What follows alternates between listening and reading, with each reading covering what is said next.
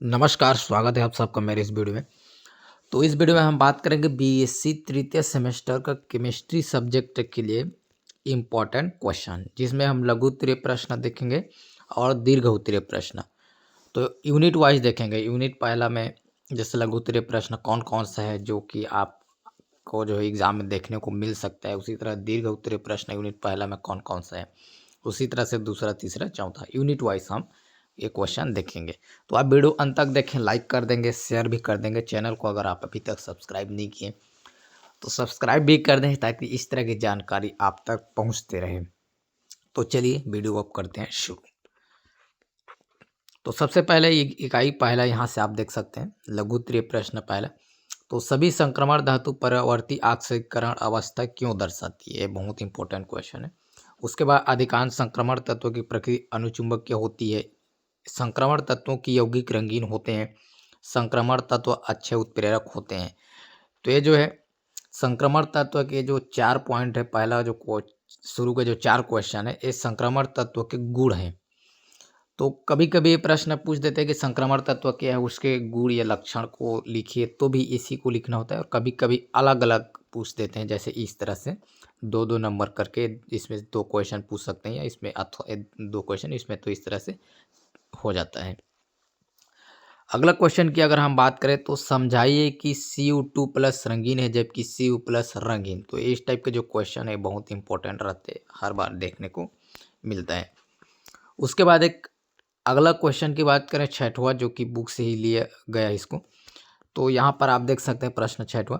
तो निम्नलिखित आयनों में अयुग्मित इलेक्ट्रॉन की संख्या ज्ञात कीजिए। ये जो प्रश्न आपको एक एक नंबर में देखने को मिल सकता है। तो इसको जो है इस तरह से कोई सा भी आयन दे देंगे और इसमें आपको अयुग्मित इलेक्ट्रॉन निकालने के लिए बोला जाएगा। तो ये अच्छे से इसको आप जरूर देखें हैं। तो चैनल को सब्सक्राइब किए रहेंगे तो अगला जो वीडियो आएगा, इसका वीडियो आएगा, उसमें अयुग्मित इलेक्ट्रॉन जो है कैसे निकालते हैं, इसका भी हम एक वीडियो लेकर आएंगे। तो सब्सक्राइब किए रहेंगे तो उसकी वो जो है आप तक पहुँचेगा।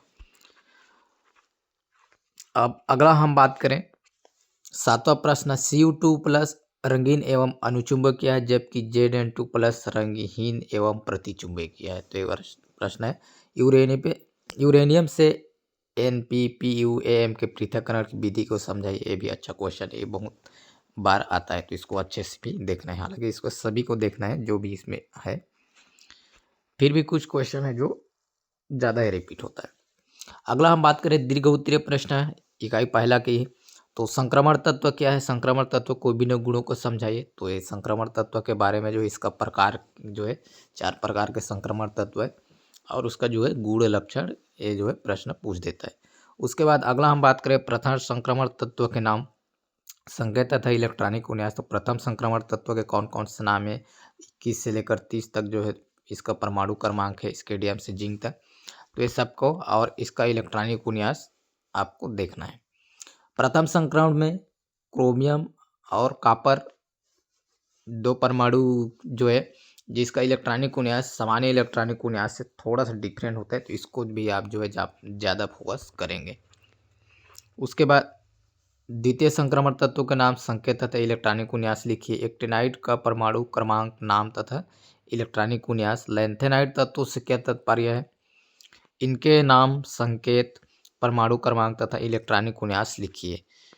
तो इसमें से जो है दीर्घ उत्तरीय प्रश्न की अगर बात करें तो ये प्रथम, द्वितीय, इसमें से कोई ना कोई आ सकता है। और उसके बाद एक्टेनाइड या लेंथेनाइड, ये इसमें से जो है, तो ये जो है बहुत इंपॉर्टेंट बन रहा है। तो इतना सब अच्छा से देख लेंगे तो भी इसका जो है पहला यूनिट का जो बड़ा वाला क्वेश्चन आसानी से बन जाएगा। उसके बाद अगला हम बात करें लेंथेनाइड संकुचन क्या, इसके प्रभाव का वर्णन कीजिए। पश्च एक्टेनाइड एवं पश्च लेंथेनाइड के मध्य समानताएं लिखिए। तो इस तरह से 6-7 जो इंपॉर्टेंट क्वेश्चन इस यूनिट से दीर्घ के रूप में बन रहे हैं। उसके बाद अगला हम बात करें यूनिट सेकेंड की बात करें तो यहाँ से आप देख सकते हैं यूनिट सेकेंड में जो पहला लघु उत्तरीय प्रश्न, ऑक्सीकरण तथा अपचयन अभिक्रिया को उदाहरण सहित समझाइए। पोरबैक्स आरेख को समझाइए। लेटिमर आरेख क्या है? क्लोरीन के लेटिमर आरेख को समझाइए। और उसके बाद वर्नर के उपसहायक संयोजक सिद्धांत। अगला हम बात करें प्रभावी परमाणु संख्या को उदाहरण सहित समझाइए। तो ये जो प्रश्न है EAN, प्रभावी परमाणु संख्या, इसमें जो है या तो इस तरह से एक परिभाषा पूछ सकता है उदाहरण से, या फिर आपको उदाहरण दे सकता है, उसको आपको एक्सप्लेन करना है, उसको बताना है कि कितना इलेक्ट्रॉन है को, जो जैसे CONH36 ये जो एक उदाहरण है मान लो, तो इसमें इसके पास कितने इलेक्ट्रॉन है, टोटल अगर बात करें इस संकुल में कितने इलेक्ट्रॉन है, तो इसको जो है EAN अर्थात प्रभावी परमाणु संख्या द्वारा आपको बताना है। तो कभी कभी इस टाइप का प्रश्न पूछ सकता है, या फिर उदाहरण दे उसको फिर आपको लिखना होता है, तो इसको दोनों तरीके से आपको देखना है। उसके बाद फ्रास्ट आरेख क्या है, संक्षिप्त टिप्पणी लिखिए। तो इस तरह से जो इम्पोर्टेंट क्वेश्चन इस यूनिट से लघु उत्तरीय के रूप में आ सकते हैं। और उसके बाद दीर्घ उत्तरीय प्रश्न की अगर हम बात करें, तो सबसे पहले संकुल में पाए जाने वाले विभिन्न प्रकार के समवायता को समझाइए। संकुल यौगिक के नामकरण की IUPAC प्रणाली का वर्णन कीजिए। तो जो संकुल यौगिक के नामकरण के जो IUPAC रूल है वो प्रश्न पूछ सकते हैं, या फिर इसमें जो है ज़्यादा प्रश्न पूछते हैं, जैसे उदाहरण दे दिए CONH36 ये उदाहरण दे दिए, तो इसका नाम बताइए। इसी तरह से और भी, तो आप जो है IUPAC के नियम को देखेंगे, साथ ही साथ इसका उदाहरण और जो नामकरण की किस तरह से कोई भी संकुल दे दिया गया उसका नाम आपको कैसे लिखना है, उस पर भी ज़्यादा फोकस करना। तो इसमें ये दोनों को देखना है, IUPAC नामकरण के जो रूल है वो, और जो उदाहरण है उसका नाम आप कैसे लिख सकते हैं IUPAC में उसको, तो इसको भी ध्यान देना है। इसमें से ये तो आएगा ही, या तो इस तरह से प्रश्न आएगा, या फिर जो नाम लिखने का उदाहरण दे देगा उसको नाम लिखने का, दोनों में से कोई तो आएगा, इसलिए इस पर ज़्यादा फोकस करना है। अगला प्रश्न की बात करें तो किलेट क्या है, इनका वर्गीकरण करते हुए उदाहरण सहित समझाइए। संयोजकता बंध सिद्धांत के आधार पर उपसहसंयोजन संख्या 4 वाले संकुल निर्माण को समझाइए। संयोजकता बंध सिद्धांत के आधार पर उपसहसंयोजन संख्या 6 वाले संकुल निर्माण को समझाइए। उसके बाद अगला हम बात करें यूनिट 3।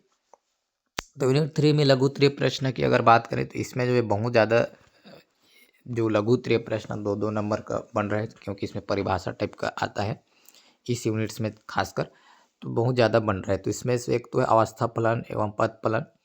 इसमें प्रश्न का आ सकता है निम्न पर टिप्पणी लिखिए, जिसमें से 2 को दे सकता है, ये 2 नंबर का रह जाएगा, ये 2 नंबर का, या फिर ये 2 नंबर का, ये 2 नंबर का, इस तरह से। तो इसमें बहुत से क्वेश्चन बन रहे हैं, तो जिसके अंतर्गत सबसे पहला टिप्पणी के अंतर्गत अवस्था फलन, पद फलन, विशिष्ट गुण एवं गहन गुण, ऊष्मागतिकीय निकाय एवं उनके प्रकार, ऊष्मागतिकीय शून्यवा नियम, आदर्श एवं वास्तविक गैस, ऊष्माक्षेपी एवं ऊष्माशोषी अभिक्रिया। तो इस तरह से जो है प्रश्न बन रहे हैं। अगला हम बात करें ऊष्मागतिकी के प्रथम नियम क्या है, इसे गणितीय रूप में किस तरह व्यक्त किया जा सकता है। ये बहुत इंपॉर्टेंट क्वेश्चन, इसको बिल्कुल छोड़ना नहीं। हालांकि इसमें जो बताया उसको छोड़ना है नहीं, लेकिन इसको भी और ज़्यादा ध्यान देना है। उसके बाद किरचॉफ समीकरण को लिखिए।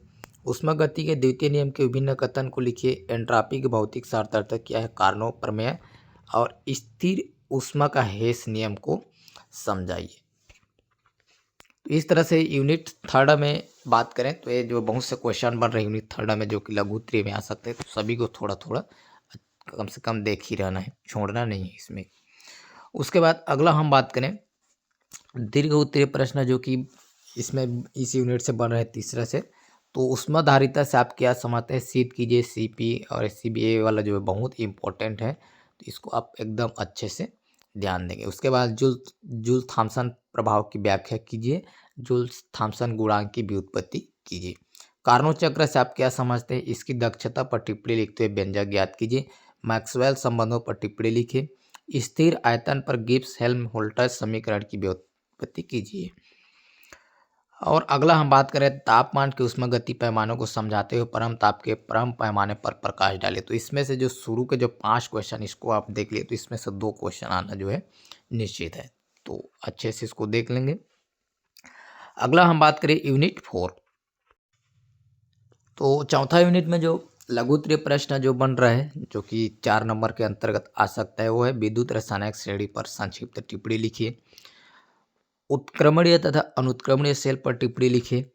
और अगला हम बात करें गतिमान सीमा विधि से H+ आयन किसी आयन का अभिगमनांक कैसे ज्ञात किया जाता है। उसके बाद दुर्बल विद्युत अपघट्य के लिए ओस्टवाल्ड के तनुता नियम को समझाइए। एकल इलेक्ट्रोड विभव एवं मानक इलेक्ट्रोड विभव को समझाइए। और अगला जो है इसमें दीर्घ उत्तरीय प्रश्न की अगर हम बात करें तो यहाँ से विशिष्ट चालकता, तुल्यांकित चालकता से आप क्या समझते हैं, इन चालकताओं पर तन्यता का क्या प्रभाव पड़ता है, कोलराज के नियम क्या है, इसके अनुप्रयोग का भी वर्णन कीजिए। और उसके बाद जो है अगला हम बात करें इसमें चालकता अनुमापन क्या है, इसके अनुप्रयोग को भी समझाइए। प्रबल विद्युत अपघटन के लिए डिबाई-हुकल अंशागर समीकरण को समझाइए। और किसी आयन के अभिगमनांक का क्या अर्थ होता है, इसका निर्धारण हीटार्प विधि से कैसे किया जाता है। तो इस तरह से जो है क्वेश्चन है जो कि इम्पोर्टेंट है चौथा यूनिट में। और इसमें जो है चौथा यूनिट में जो है लघु उत्तरीय प्रश्न है, जैसे ये हुआ इसमें 2-3 क्वेश्चन को एक साथ मिलाकर दीर्घ उत्तरीय में भी दे सकता है। तो इस तरह से जो इकाई चौथा में भी ये जो इम्पोर्टेंट क्वेश्चन है जो कि लघु उत्तरीय के अंतर्गत 5 जो कि इम्पोर्टेंट क्वेश्चन बन रहे हैं, और वहीं दीर्घ उत्तरीय की अगर बात करें तो 5 इस तरह से क्वेश्चन बन रहे हैं। तो लघु उत्तरीय में इसमें से जो है 1 से 2 क्वेश्चन देखने को मिल सकता है, और दीर्घ उत्तरीय में इतना में से 2 क्वेश्चन तो आएगा ही।